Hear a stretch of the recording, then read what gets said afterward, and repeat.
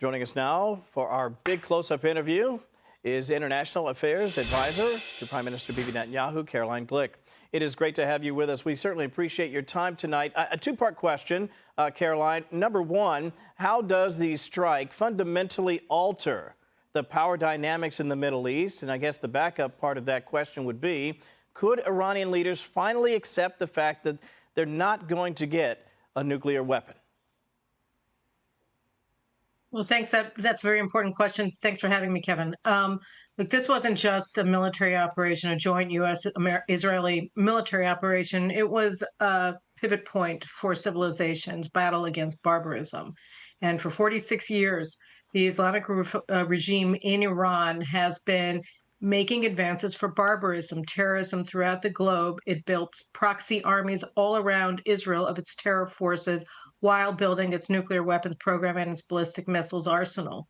And last night, when the U.S. joined the fight and destroyed Iran's three major nuclear installations, civilization started massively turning back the clock and making a severe blow to barbarism on behalf of freedom in this world. It's going to make a change for the better throughout the Middle East, for the entire Arab world, for Israel, and of course for international security. So this was perhaps the most meaningful, significant week since Israel started Operation Rising Lion on June 13th. And then when the United States joined in yesterday, it was probably the most significant week strategically for the Middle East, perhaps even since 1979. Wow. Caroline, thank you for joining us. I'm Molly Line here.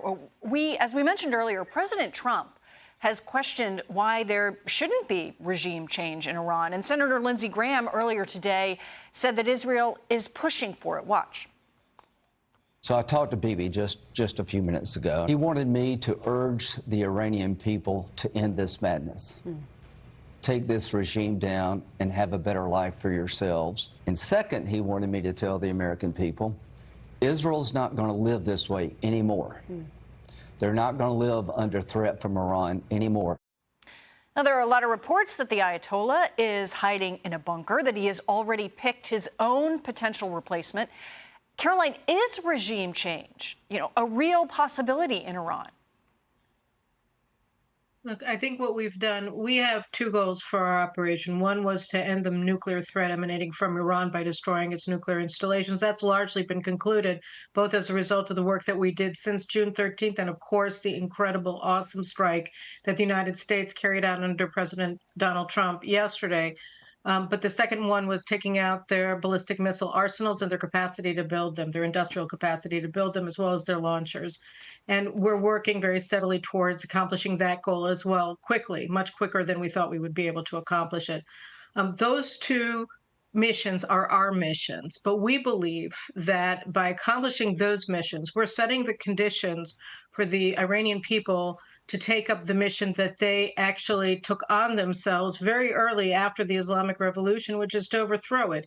We see every year or two thousands upon thousands of Iranians risking death and often dying in order to try to overthrow this regime. And here we see the first time we have conditions that would enable them to do it. So it's not the point of Israel's operation, but it may well be a consequence. And now with President Trump essentially saying that he supports the Iranian people, that may also give them the confidence to move forward. There's a lot of repression right now by the Iranian regime.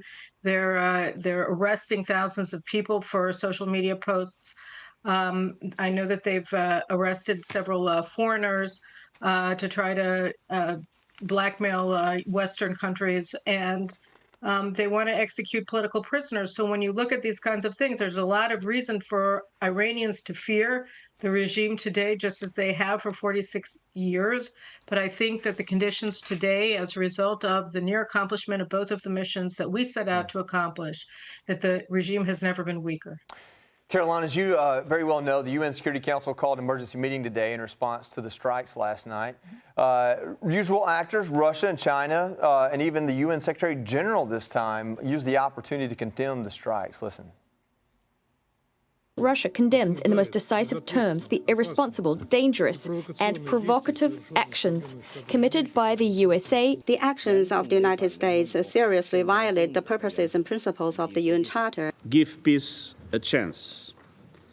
That call was not heeded. In short, what is Israel's response? Is this more of the same?